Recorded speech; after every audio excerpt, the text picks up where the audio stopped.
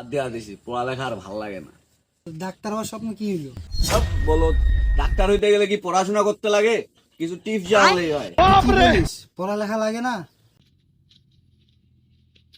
ওই রানা, এদিকে আয়, এদিকে আয়। রে কি যে ও নুন, দাঁড়া আইতাছি। কি রে বন্ধু, কেমন আছিস? এই তো ভালো ভালো। তোর কি অবস্থা? হ্যালো। কই যাচ্ছিলি তুই? আমরা যাচ্ছিলাম এদিকে, ওই যে বাজারের দিকে। আচ্ছা, তোর পড়ালেখা কি একবারে বাদ দিয়ে দিলি নাকি? পড়ালেখা जल्दी बोल कल सुबह पनवेल निकल। বাদ দেওয়া দিছি, পড়ালেখা আর ভাল লাগে না। কি বলিস?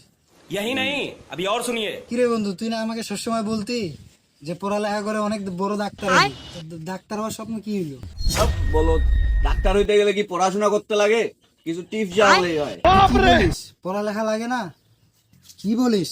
আমি তো ছোটবেলা থেকে শুনে আসতেছি ডাক্তার হইতে গেলে অনেক পড়ালেখা লাগে, আর তুই বলতেছিস কিছু টিপস শিখে রাখলেই ডাক্তার হওয়া যায়। কিভাবে বলতে একটু শুনি। আচ্ছা শুনবি? শুন, তাহলে কাউকে বলিস না। আচ্ছা বল, কাউকে বলবো না।